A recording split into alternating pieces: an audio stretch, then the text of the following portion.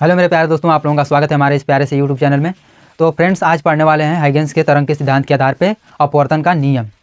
तो देखिए, अपवर्तन का 3 नियम होता है बेसिकली। तीनों नियम को तो आप लोग जानते ही होंगे, जिसमें से हमें स्नेल का नियम सिद्ध करना है। 2 को तो हम चित्र के माध्यम से ही दिखा देंगे, लेकिन स्नेल का जो नियम है उसे हमें सिद्ध करना पड़ेगा।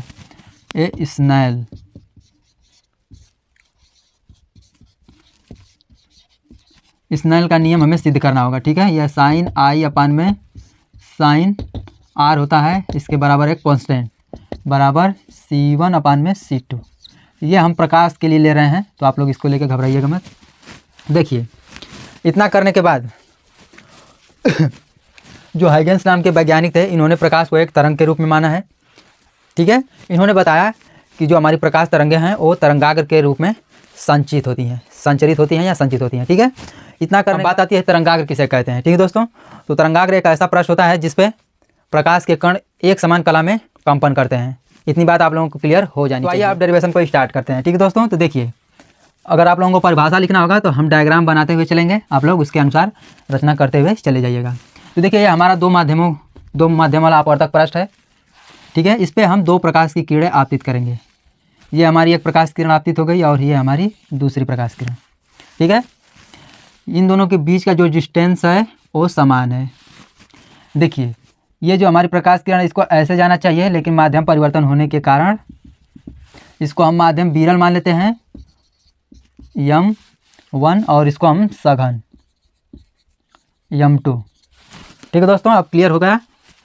तो देखिए, सघन माध्यम होने के कारण ये प्रकाश किरण कुछ ऐसे चली जाएगी और ये प्रकाश किरण कुछ ऐसे चली जाएगी। आप लोग डायग्राम अच्छी तरह से बनाइएगा, हम तो बना रहे हैं वाइट बोर्ड पे, तो थोड़ा अच्छा नहीं बन रहा होगा। तो देखिए, ये जो डिस्टेंस है इन दोनों के बीच का सेम है और इन दोनों के बीच का भी डिस्टेंस सेम ही होगा। ये हमारा आपतित किरण हो गई और यह अपवर्तित किरण, ठीक है दोस्तों। इतना करने के बाद देखिए, जो हमारा तरंगाग्र होता है वो प्रकाश किरणों के लंबवत होता है, यानी कि इन दोनों के बीच का जो कोण बनता है इसको हम वेव फ्रंट बोलते हैं, W'। ये इन दोनों के जो बीच का कोण बनता है 90 डिग्री का होता है। इस बात को आप लोग ख्याल करिएगा, ठीक है। अब ये हमारा जो है यहाँ पर एक अभिलंब बनेगा ए ऐसे, इसको हम नॉर्मल बोलते हैं, इसको यन डैश से प्रदर्शित कर देते हैं, ठीक है। यहाँ पर भी एक अभिलंब बनेगा ऐसे यन डैश और यन, ठीक है। इतनी बात क्लियर हो गई होगी। अब देखिए, जो हमारी आपतित किरण है और अभिलंब के बीच जो कोण बनेगा हमारा कोण आई, आपतन कोण। और देखिए, अपवर्तित किरण और अभिलंब के बीच हमारा कोण बनेगा अपवर्तन कोण आर। यहाँ पर भी हो जाएगा आई और यहाँ पर भी हो जाएगा आर, ठीक है। इतनी बात समझ में आ जानी चाहिए। अब देखिए, अब हम ये जो हमारा वेव फ्रंट है तरंगाग्र, इसको हम आपतित करेंगे, इसको हम बोलेंगे आपतित तरंगाग्र। इसको हम आपतित करेंगे तो ये हमारा तरंगाग्र यहाँ पर आ जाता है, ठीक है। तो इसको हम नाम दे देते हैं ए और इसको बी, ठीक है दोस्तों। अब देखिए, अब ये हमारा तरंगाग्र अब इधर आएगा, तो ये जो हमारा तरंगाग्र है मान लेते हैं T समय बाद यहाँ पे चला आता है, ठीक है। ये जो दूरी तय करता है यहाँ पर हमारा तरंगाग्र भी आ जाता है और उसी समय में ये तरंगाग्र हमारा यहाँ पर चला आता है। देखिए, ये माध्यम विरल होने के कारण ये ज़्यादा दूरी तय करेगा और ये माध्यम सघन होने के कारण कम दूरी तय करेगा। तो इस बात को आप लोग ध्यान में रखिएगा। ये देखिए, कुछ ऐसे चलाएगा, ठीक है। तो इसको हम ए डैश और इसको यहाँ पे हम बी डैश नाम दे देते हैं। अच्छा, इतना करने के बाद अब देखिए, अब क्या करेंगे, ये जो इनके बीच का जो कोण बनेगा 90 डिग्री होगा और यहाँ पर भी 90 डिग्री, ठीक है दोस्तों। अब इतना करने के बाद देखिए, अब क्या करेंगे, अब ये जो हमारा कोण बनेगा ये वाला, ठीक है दोस्तों। ये जो हमारा कोण बनेगा, आप लोग ध्यान से देखिए, ये जो हमारा कोण बनेगा ये 90 - I बनेगा, ठीक है दोस्तों। ये हमारा 90 - I, ये देखिए हमारा I है, तो ये हमारा 90 - I हो जाएगा। और वैसे भी यहाँ पर भी हो जाएगा ये हमारा कोण 90 - R। ये जो हमारा कोण हो जाएगा 90 - R, तो यहाँ से हम बोल सकते हैं कि ये हमारा जो कोण बनेगा कोण R और ये हमारा कोण हो जाएगा कोण I, ठीक है दोस्तों। इतनी बात आप लोगों को क्लियर हो गई होगी। अब देखिए, अब इतना करने के बाद एक बार फिर से डायग्राम को अच्छी तरह समझ लीजिए। देखिए, ये हमारा एक अपवर्तक पृष्ठ है, ठीक है। ये हमारा सघन, ये विरल माध्यम, ये सघन माध्यम, ये हमारा अपवर्तक पृष्ठ है। आपतित किरण देखिए, आपतित किरण आई और परावर्तित हो गई, अपवर्तित हो गई, ठीक है। ये हमारा तरंगाग्र है, ये हमारा तरंगाग्र यहाँ पर आया, यहाँ पर देखिए, यहाँ पर थोड़ा आप लोगों को कोण में कन्फ्यूजन हुआ होगा, ठीक है। तो कोण को आप लोग लेकर घबराइए मत। ये देखिए आपतित किरण और अभिलंब के बीच आपतन कोण, और देखिए यहाँ पर आपतित किरण और अपवर्तित किरण के बीच का कोण अपवर्तन कोण, ठीक है। देखिए हमने बताया था कि जो तरंगाग्र होता है और जो किरण होती है आपतित किरण, उनके बीच की जो कोण बनता है वो 90 डिग्री। तो यहाँ पे हमने 90 डिग्री लिया है और यहाँ पर भी 90 डिग्री, ठीक है। ये जो दूरी तय करता है, मान लेते हैं टी समय में ये इतना दूरी करता है, तो ये उसी समय में ये भी इतनी दूरी तय करता है। ये जो है ए डैश दूरी तय करता है और बी डैश, ठीक है।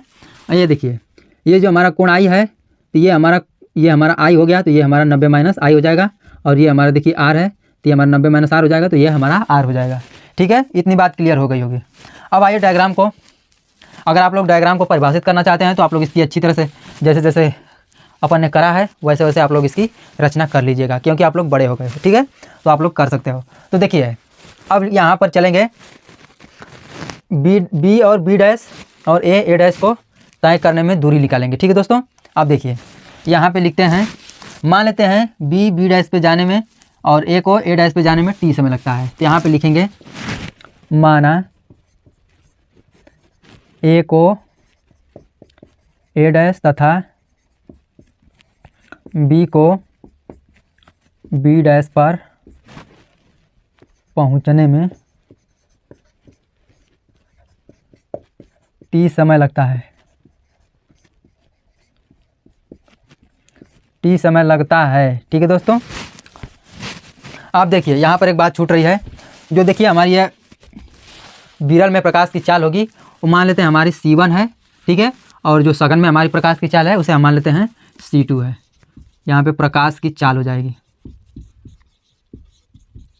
प्रकाश की चाल, ये भी हमारी हो जाएगी प्रकाश की चाल, ठीक है दोस्तों। देखिए विरल में हमारी प्रकाश की चाल C1 है और सघन में हमारी प्रकाश की चाल C2 है। तो देखिए मान लिया है अपन ने ए को ए डैश तथा बी को बी डैश पर पहुंचने में टी समय लगता है। तो आप लोगों ने एक सूत्र पढ़ा होगा, दूरी बराबर होता है चाल गुणा समय होता है, ठीक है। तो देखिए हम पहले दूरी निकालते हैं बी और बी डैश की। तो यहाँ पे हमारी दूरी हो जाएगी बी और बी डैश बराबर हो जाएगी, चाल हमारी देखिए इसमें हमारी चाल C1 है, तो C1 ले लेते हैं और समय t, ये हमारा एक निकल गया। और देखिए अब ए डैश की दूरी निकाल लेते हैं। तो यहाँ से ए डैश बराबर हो जाएगा, इसमें प्रकाश की चाल देखिए C2 है, तो C2 इंटू टी हो जाएगा। इतनी बात आप लोगों को क्लियर हो जानी चाहिए। अब देखिए अब लेंगे त्रिभुज, आप लोग ध्यान से देखिएगा, त्रिभुज ए बी और बी डैश, और देखिए ए डैश बी, ठीक है दोस्तों। इतना त्रिभुज लेकर हम चलेंगे। यहाँ पे देखिए हमारा कोण 90 डिग्री है, ये हमारा कोण 90 डिग्री है। तो इसमें से हम इस दिक् को साइन को निकालेंगे और इस दिक् को साइन को, ठीक है दोस्तों। तो देखिए यहाँ पे त्रिभुज लेंगे ए बी और बी डैश तथा निकालेंगे कहाँ पे, ये ए डैश और बी डैश से, ठीक है दोस्तों। तो देखिए हम इस दिक् को साइन को लेंगे तो हमारा हो जाएगा साइन आई बराबर क्या हो जाएगा, साइन आई। आप लोगों ने पढ़ा होगा साइन बराबर क्या होता है, लंब बटा में कर्ण होता है। तो देखिए ये कोण है अपन का, तो इसके सामने की भुजा लंब और ये हमारा लंबी भुजा कर्ण हो जाएगी। तो देखिए बी डैश, तो यहाँ पे लिखेंगे बी डैश अपान में क्या हो जाएगा, ए बी डैश, यहाँ पे ए बी डैश हो जाएगा, ठीक है। इसको हम समीकरण नंबर 1 मान लेते हैं। हम निकालेंगे दिक् को साइन आर, यहाँ से निकालेंगे साइन आर बराबर, यहाँ पे देखिए इस कोण के सामने की भुजा हमारी क्या हो जाएगी, लंब, और ये लंबी भुजा कर्ण। तो इसके सामने की भुजा ए डैश है, तो यहाँ पे लिख लेते हैं ए डैश अपान में ए बी डैश, ठीक है दोस्तों। इसको हम समीकरण नंबर 2 फाइंड कर लेते हैं। अब इतना करने के बाद ये समीकरण 1 और समीकरण 2 का हम भाग देंगे आपस में। तो लिखेंगे समीकरण 1 भागे समीकरण 2। तो यहाँ पर भाग करते हैं आप, तो देखिए यहाँ पे हो जाएगा साइन आई अपान में साइन आर, ठीक है दोस्तों। अब देखिए अब इस मानों को रखेंगे यहाँ पे बी डैश अपान में क्या हो जाएगा, ए बी डैश और यहाँ पे देखिए ए डैश और अपान में हो जाएगा ए बी डैश। ठीक है दोस्तों, आप लोग ध्यान से देख रहे होंगे। तो यहाँ से ए बी डैश ख़त्म हो, तो यहाँ से हो जाएगा साइन आई अपान में साइन आर बराबर हो जाएगा बी डैश और यहाँ पे हो जाएगा क्या ए डैश। अब देखिए यहाँ पे बी डैश बराबर हो गया, निकल गया C1 इंटू टी और ए डैश का हमारा निकला है दूरी C2 इंटू टी। तो यहाँ पे मान पुट कर देते हैं। तो देखिए यहाँ पे हम डायरेक्ट पुट कर दे रहे हैं। तो यहाँ से C1 टी अपान में C2 टी। ठीक है दोस्तों, यहाँ से टी कैंसिल। तो यहाँ से अपन का आ गया साइन आई अपान में क्या साइन आर बराबर C1 अपान में C2, जो कि हमें यही सिद्ध करना था। तो दोस्तों मैं ऐसा करता हूँ कि आप लोगों को ये डेरिवेशन अच्छी तरह समझ में आया होगा। देखिए बिल्कुल भी इसको लेकर घबराने की कोई बात नहीं है। देखिए हाइगेंस के तरंग के सिद्धांत के आधार पर अपवर्तन का नियम। ठीक है दोस्तों, एक आप लोगों को अपवर्तक पृष्ठ बनाना है जिसपे दो आप लोगों को प्रकाश की किरणें आपतित करवा देना है। आपतित करवाने के बाद वो अपवर्तित हो जाएंगी। ठीक है, अपवर्तित होने के बाद इन दोनों के जो बीच अभिलंब और आपतित किरण के बीच का जो कोण बनेगा आई, और अभिलंब और अपवर्तित किरण के बीच का जो हमारा कोण बनेगा अपवर्तन कोण आर। ठीक है, अब देखिए बस आप लोगों को डायग्राम अच्छी तरह समझना नहीं तो फिर लिखना ही है, लिखना इसके बीच भी कोण जाएगा आपतन कोण और यहाँ पे अपवर्तन कोण। ठीक है, आपतन कोण आई, अपवर्तन कोण आर। इतना करने के बाद अब हमने आप लोगों को वेव फ्रंट के बारे में बताया था। तो वेव फ्रंट प्रकाश के लंबवत होता है, प्रकाश किरणों के लंबवत। यहाँ पे लंबवत होता है तो देखिए इनके बीच का कोण 90 डिग्री, यहाँ पे भी 90 डिग्री। यहाँ पर देखिए 90 डिग्री बना है यहाँ पर कोण और यहाँ पर भी 90 डिग्री। ठीक है, ये देखिए हमारा कोण आई है, ये हमारा क्या हो जाएगा, ये 90 माइनस आई तो ये हमारा आई हो जाएगा। ये हमारा आर है तो ये हमारा 90 माइनस आर हो जाएगा और ये हमारा आर हो जाएगा।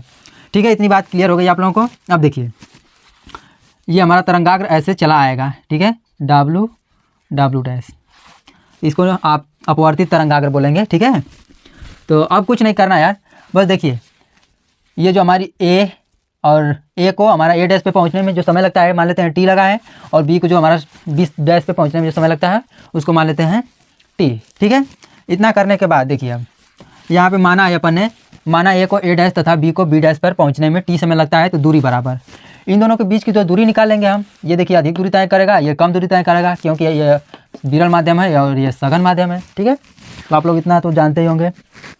इतना करने के बाद यहाँ से आप लोग दूरी निकालिएगा, दूरी निकाल कर और त्रिभुज ए बी डैश और त्रिभुज बी डैश ए डैश और ए को आप लोग ए से लिख लीजिएगा, दिक्को साइन आई और दिक्को साइन आर। ठीक है, यहाँ से निकालने के बाद लंब बटा में कर्ण में तोड़ लीजिएगा। ठीक है, तो कोण तोड़ने के बाद यहाँ पर देखिए यहाँ पे अपन ने तोड़ा है, समीकरण 1 और समीकरण 2 मिला है, तो यहाँ पे साइन आई अपन में साइन आर बराबर यहाँ पे ऐसे ऐसे करके ये दोनों कट गए हैं। ठीक है, कटने के बाद यहाँ पर देखिए हमारा जो मान निकल कर आया है, तो यहाँ से हमने दूरी का मान रख लिया है। यहाँ पे साइन आई अपन में साइन आर बराबर C1 अपन में C2। ठीक है दोस्तों, जिसे हमें फाइंड करना था वो हमारा आ चुका है। अब बात रही दो नियम की, तो इसमें से आप लोग डायग्राम के आधार पे आप लोग समझा सकते हैं। हाँ तो दोस्तों मैं ऐसा करता हूँ कि आप लोगों को ये डेरिवेशन अच्छी तरह समझ में आया होगा, क्योंकि मैंने प्रॉपर तरीके से आप लोगों को समझाने की पूरी कोशिश किया है। तो मैं ऐसा करता हूँ कि आप लोगों को समझ में आ गया होगा। अगर समझ में आया है तो वीडियो को लाइक करके चैनल को सब्सक्राइब कर लीजिए, और ताकि मेरे द्वारा बनाया गया हर एक वीडियो की नोटिफिकेशन सबसे पहले आप तक पहुँचती रहे और आपकी एक भी क्लास मिस ना हो और आपकी प्रिपरेशन अच्छी होवे और आप बोर्ड पेपर में अच्छे मार्क्स गेन करें। तो दोस्तों फिर मिलेंगे अगले वीडियो में, तब तक के लिए धन्यवाद। देखिए 2 मिनट का टाइम निकाल कर कमेंट बॉक्स में जरूर लिखिएगा कि आप लोगों को वीडियो कैसे लगी, तो इससे हमें मोटिवेशन मिलता है और भी आगे वीडियो बनाने के लिए। तो फिर मिलेंगे अगले वीडियो में, तब तक के लिए धन्यवाद।